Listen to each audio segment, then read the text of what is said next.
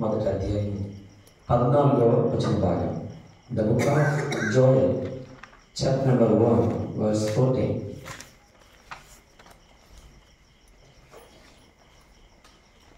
యోవేలు గ్రంథము మొదటి అధ్యాయము 14వ వచన భాగం.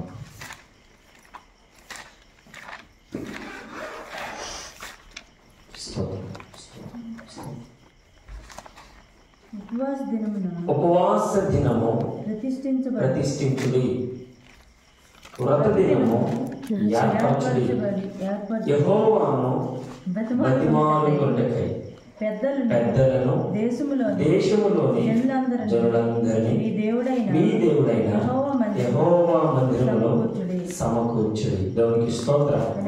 ప్రార్థన చేసుకుందాం, కళ్ళు మూసుకుందాం. పరిశుద్ధమైన మా తండ్రి, నీకు వందనాలు.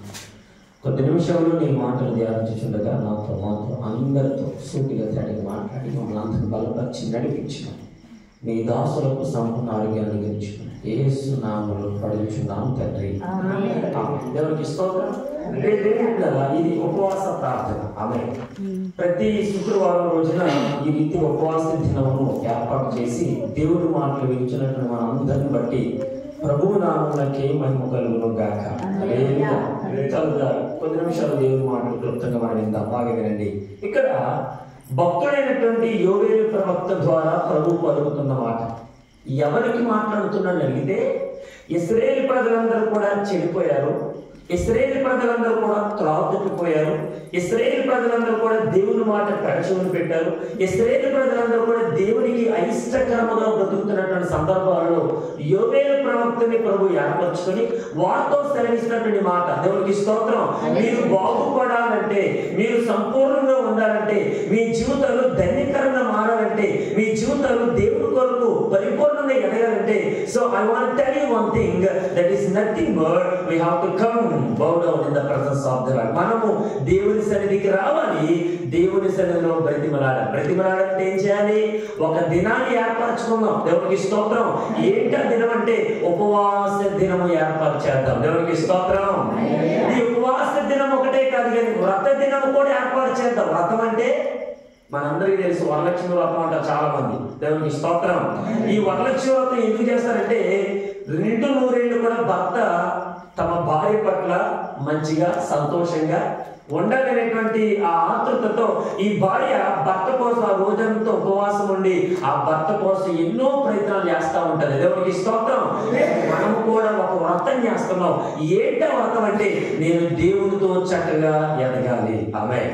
నేను దేవునికి దగ్గరగా బ్రతకాలి, నేను దేవునితో ఉండాలి. దేవుని ఆలోచనలతో, దేవుని మాటలతో నా హృదయమును, నా అంతరంగమును దేవుని కొరకు నింపబడి ఆయన కొరకు బ్రతకడానికి నేను కూడా ఉపవాస దినం చేయాలి, నేను కూడా వ్రత దినం ఏర్పాటు చేయాలి. దేవునికి స్తోత్రం.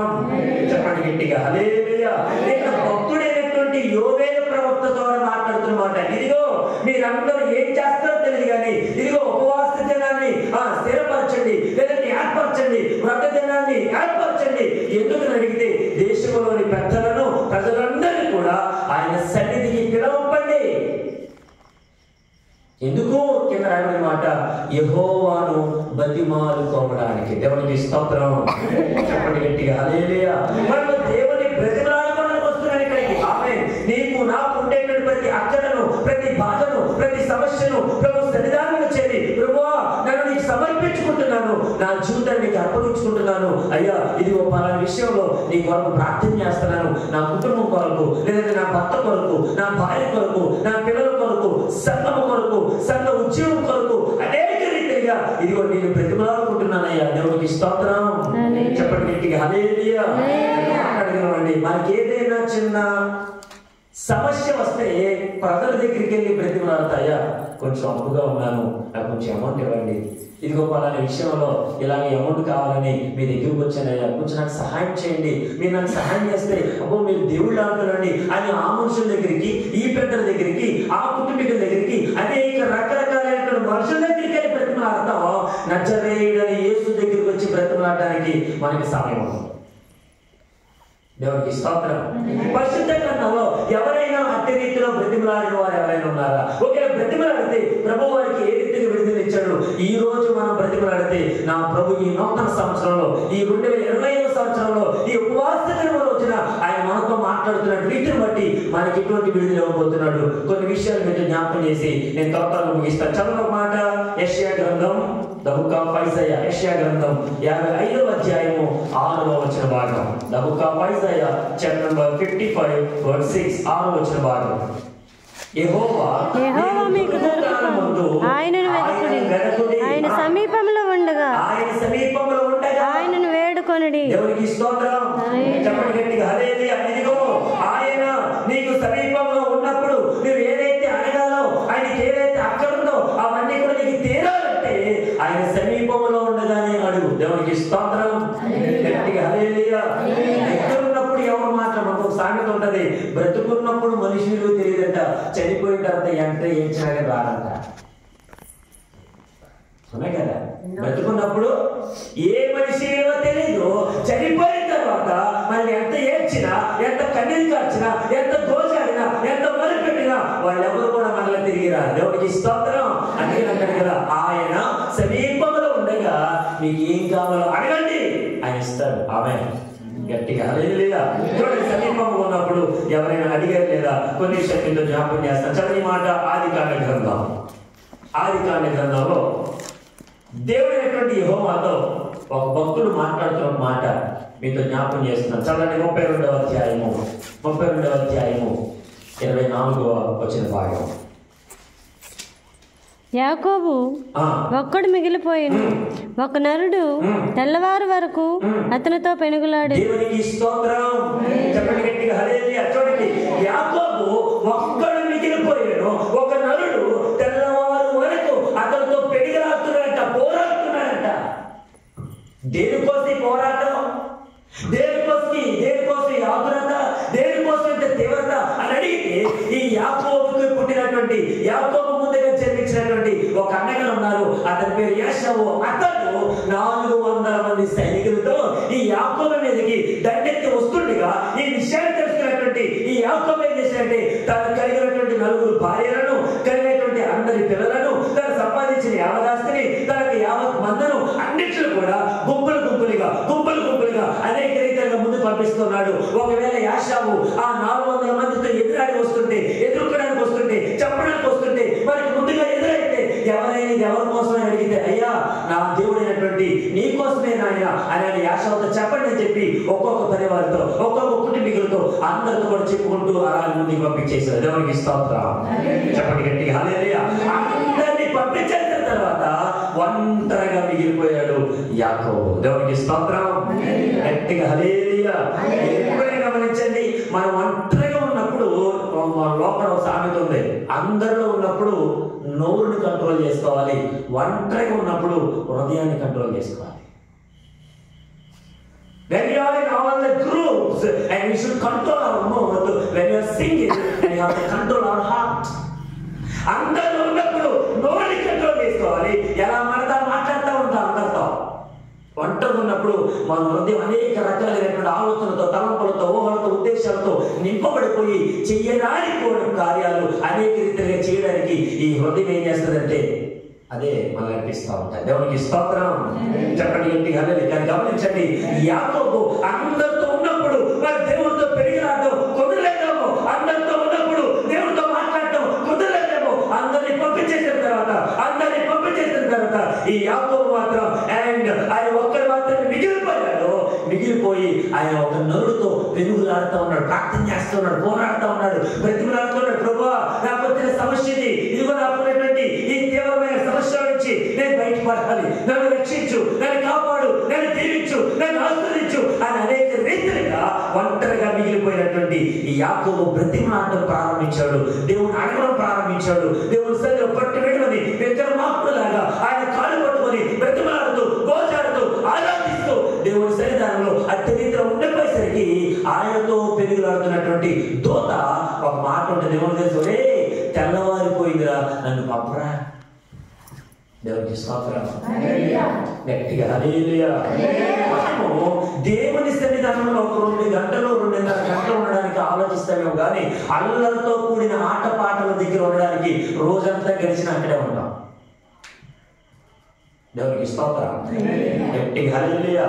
దేవుని సన్నిధానంలో ఆ కీర్తన గ్రంథంలో రాయబడిన మాట ఏంటంటే, ఇదిగో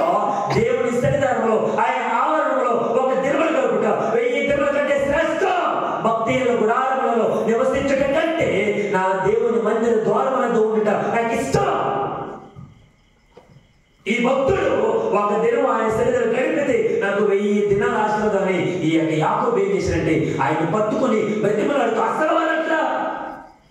ఎందుకో తెలుసా? రాబోతున్నటువంటి ఉగ్రతను తప్పించబడాలంటే ఈ రోజు పెరుగులాడాల్సిన అవసరం ఎంతైనా ఉంది. దేవునికి స్తోత్రం.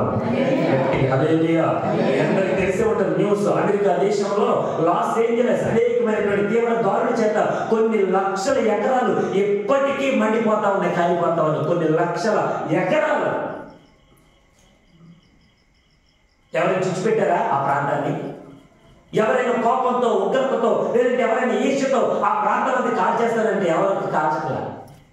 దానికనే గాలికి ఆ రీతిగా అంటుకొని మొత్తం ఇంచుమించు కొన్ని లక్షల ఎకరాలు, కొన్ని లక్షల ప్రాంతంలో ఉండేటువంటి కొన్ని ఇళ్ళని కూడా కాలిపోతా ఉన్నాయి. దేవునికి స్తోత్రం.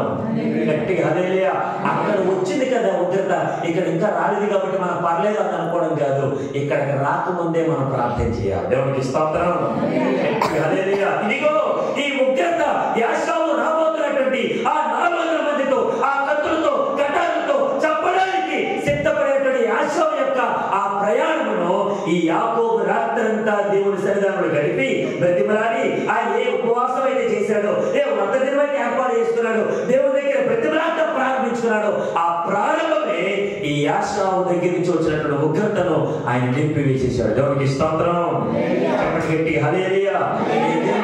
ఈ రోజు మన చుట్టుపక్కల ప్రాంతాల్లో అనేకమైనటువంటి పల్లెలు, గ్రామాలు చాలా వరకు ఉన్నాయి. ఈ గ్రామంలో ఉండేటువంటి ప్రజలందరి యొక్క మారు మనసు కొరకు కన్నీటితో ప్రార్థన చేయాల్సిన అవసరత దేవుని సన్నిధానంలో ఎంతైనా దేవుని సేవకునిగా, దేవుని సేవకునిగా, దేవుని సంఘ విశ్వాసునిగా మనకి ఎంతైనా ఉంది. అందుకే ఈ శుక్రవారపు ఆరాధన, అందుకే ఈ ఉపవాస ప్రార్థన మన జీవితాన్ని కట్టుకోవడానికి, సంఘ జీవితాన్ని బలపరచడానికి, అనేక మందిని వెలిగించడానికి, దేవుని సేవలు నడిపించడానికి, అనేకమైనటువంటి వారందరికీ కూడా పరిశుద్ధాత్మ అభిషేకంతో పరిపూర్ణతలోకి తీసుకురావడానికి, and all the church members and all the church pastors and they are fasting all the day. దేవునికి స్తోత్రం. ప్రతి ఒక్కరు కూడా శుక్రవారం ఉపవాసం నుండి కన్నీరు కార్చి ప్రార్థన చేయడం ఎందుకోసం తెలుసా?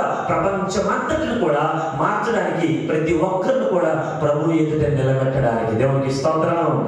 చెప్పండి గట్టిగా హల్లెలూయా. ఎప్పుడైతే యాకోబు ఒంటరిగా మిగిలిపోయాడో, ఈ ఒంటరిగా మిగిలిపోయిన యాకోబు అటు చూడట్లేదు, అటు ఎవరితో మాట్లాడట్లేదు. ఏ దేవదూత అయితే వచ్చిందో, ఏ దేవదూత అయితే మాట్లాడుతున్నాడు, ఆ దేవదూత యొక్క కాళ్ళు పట్టుకొని బ్రతిమలాడుతూ ఉన్నాడు. అయ్యా నన్ను ఆశీర్వదించు, అప్పుడే నేను నిన్ను వదులుతా. దేవునికి స్తోత్రం. గట్టిగా హల్లెలూయా. If you are blessed then I will leave you. నువ్వు నన్ను ఆశీర్వదిస్తే నేను నిన్ను విడిచిపెట్ట. ఆశీర్వదించేంత వరకు కూడా విడిచిపెట్టలేదు యాకోబు. దేవునికి స్తోత్రం. గట్టిగా హల్లెలూయా. అందుకని యాకోబుకి ఒక పేరు ఇవ్వబడింది. ఏంటో తెలుసా? ఆ పేరు యాకోబు మగసిరి గలవాడు. ఆమె ఆయన ఎవరంట? మగసిరి గలవాడంటే 10 మంది సంతానం కనడం కాదు. మగసిరి గలవాడంటే నేస్తాలు తిప్పుకోవడం కాదు. మగసిరి గలవాడంటే ధనవంతుడు కాదు. మగసిరి గలవాడంటే అంతస్తు మీద అంతస్తు కట్టడం కాదు. మగసిరి గెలవాలంటే దేవునితోనూ మనుషులతోనూ పోరాడి గెలవడం. దట్ ఈస్ మగసిరి. దేవునికి స్తోత్రం. గట్టిగా హల్లెలూయా. గట్టిగా హల్లెలూయా. అది భక్తులు పాడాడు కదా. అబ్రహాముల విశ్వాసిన యాకోబుల మగసిరి గలవాడన. అబ్రహాముల విశ్వాసిన యాకోబుల మగసిరి గలవాడన. ఎందుకయ్యా ఇంత ప్రేమ, ఏమనేను ఈ ప్రేమకు. ఎందుకయ్యా ఇంత ప్రేమ, ఏమనేను ఈ ప్రేమకు. ఏమనేను ఈ ప్రేమకు.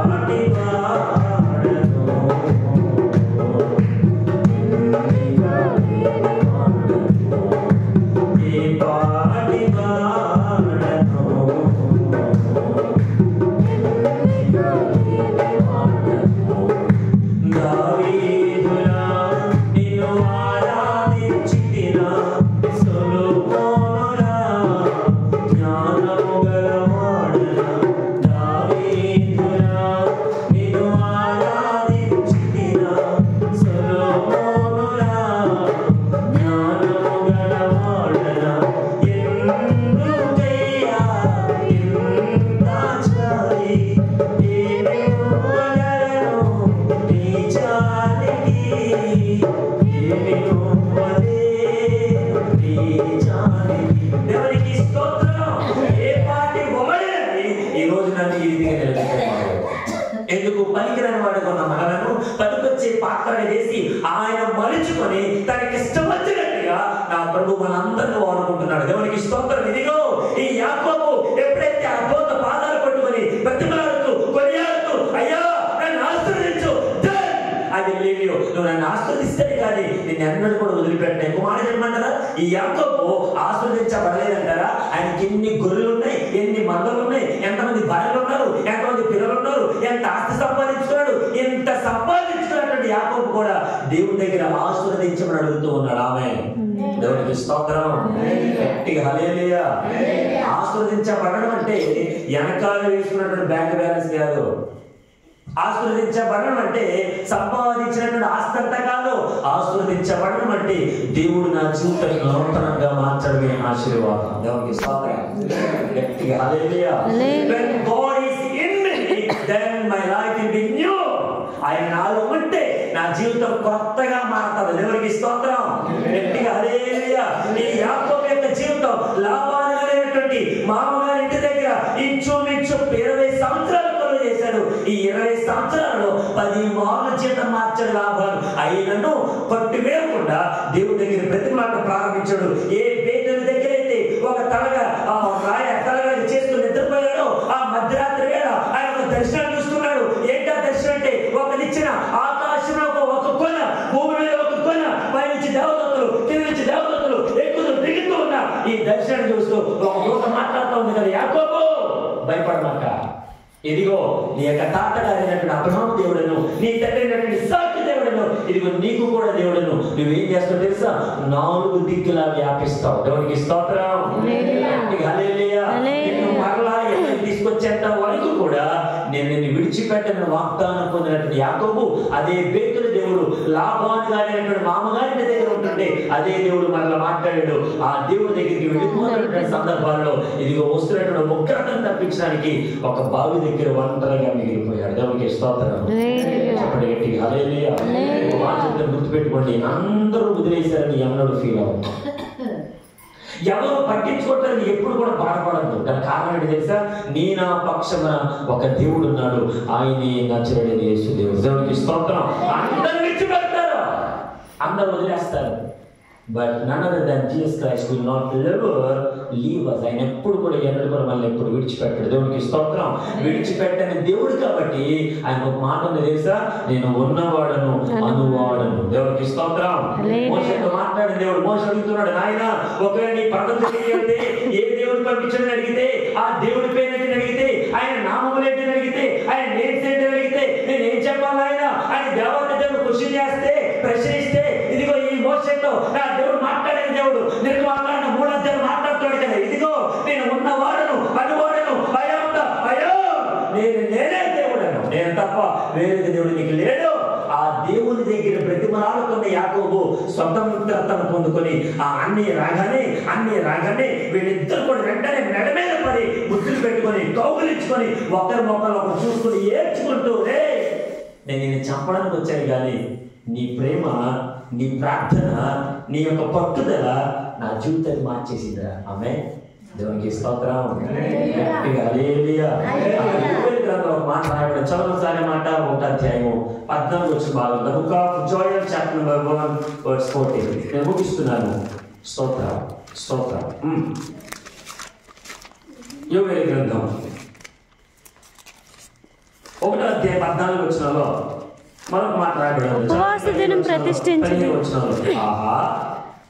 ఆహా, యెహోవా దినం వచ్చెనే, అది ఎంత భయంకరమైన దినం. దేవునికి స్తోత్రం. ఆ భయంకరమైనటువంటి దినం, ఆ ఉగ్రత దినం, ఆ రాకడ దినం చాలా త్వరగా రాబోతుంది. రాకడ దినములో మనం ఉన్నాం కనుక యెహోవాను బ్రతిమలాడుకోవడానికి ప్రభు సన్నిధానంలో చేరదాం. ఆమేన్. బ్రతిమలాడుకొని ప్రభు మందిరంలో చేరి మనకి ఏది కావాలో, ఎక్కడికి వెళ్ళడానికి ఎంత ప్రయత్నం చేస్తున్నామో, ఎక్కడికి వెళ్ళడానికి ఎంత ఆరాటపడుతున్నామో, ఆ పరలోక రాజ్యం చేరేంత వరకు ప్రభు పాదాలు పట్టుకుందాం. ప్రభు పాదాలు పట్టుకుని బ్రతిమలాడతాం. అదిగో ఆ యాకోబు తెల్లవారుచుండగా ఆయన ఎప్పుడైతే విడవకుండా ఆయన ఏ రీతికైతే ప్రార్థన చేశాడో, ఏ రీతికైతే ఆస్వాదించబడ్డాడో, ఏ రీతికైతే మేలు పొందాడో, ఉదయం అయిపోయినా పర్లేదు, మనము కూడా ప్రభు సన్నిధిలో ఆరాధన చేద్దాం. ఆయన వచ్చేంత వరకు మనము ప్రభు సన్నిధిలో నిద్రించేంత వరకు కూడా ఈ ఆరాధన ఆగకూడదు. దేవునికి స్తోత్రం. గట్టిగా హల్లెలూయా, హల్లెలూయా. మన దేవుడు మనకంటే గొప్ప దేవుడు. ఆమె ఈ లోకంలో ఉన్న వారందరికంటే గొప్ప దేవుడు.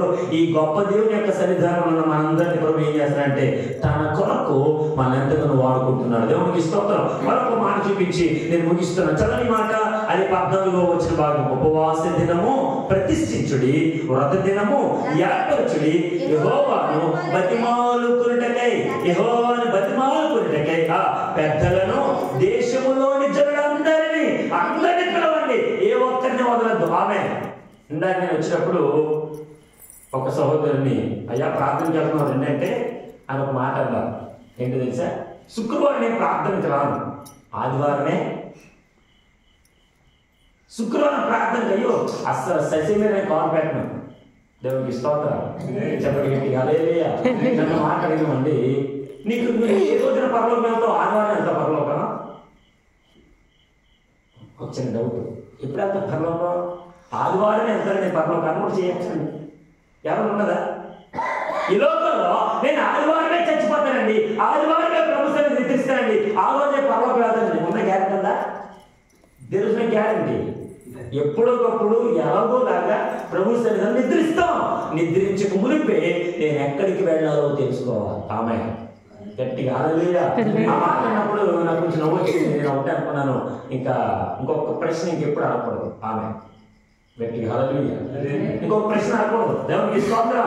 ఎందుకు అనకూడదంటే, ఇదిగో ఎవరైతే నీతో పాటు ఏకీభవిస్తారో, ఆ సువార్తలో రాసిన మాట, ఎవరైతే 2-3 కూడి నా నామమున ఏకీభవిస్తారో వారి మధ్యన ఉంటానని సెలవిచ్చిన దేవుని దగ్గరికి రావడానికి శుక్రవారం అని, ఆ వారం అని, ఈ వారం అని నానా రకాల వారాలను చూస్తున్నారు. ఈ రోజున క్రైస్తవులు కూడా అన్యుల వలె మారిపోయారు.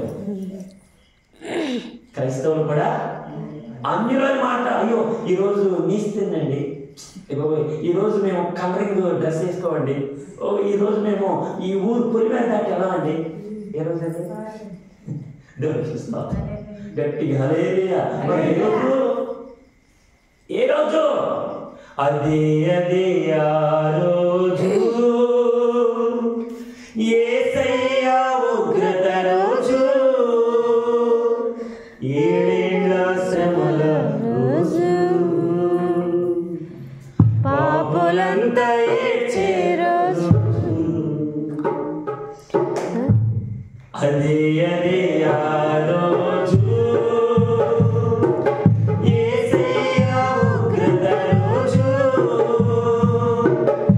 ఏడేళ్ల శ్రమల రోజు,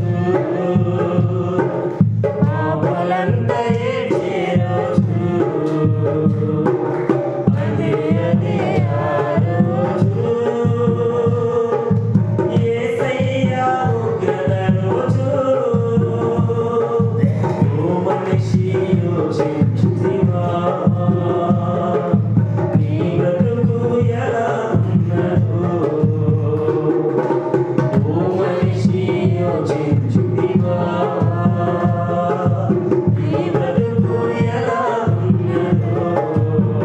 దేవునికి స్తోత్రం. ఓ మనిషి యోచించు, నీ బ్రతుకు ఎలా ఉందో. ఉపవాస దినాన్ని మీ అందరి కొరకు ఏర్పాటు చేశారు దేవుని సేవ. అందరు కలిసి దేవుని సేవలు ఆరాధించాలని, అందరు కలిసి దేవుళ్ళు బ్రతిమలాడాలని, అందరూ కలిసి దేవుణ్ణి ఆరాధించాలని ఇదిగో ఈ ఉపవాస దినాన్ని ఏర్పాటు చేశారు. కానీ యాకోబు ఒంటరికి మిగిలిపోయాడు. అది ఏ దినమో నాకు తెలియదు కానీ, అది ఏ వారమో నాకు తెలియదు కానీ, అది ఏ రోజు నాకు తెలియదు, అది ఏ గడియో నాకు తెలియదు. కానీ యాకోబు ఒంటరికి మిగిలిపోయి ఆయన పొందుకున్న ఆశీర్వాదం ఏంటో తెలుసా?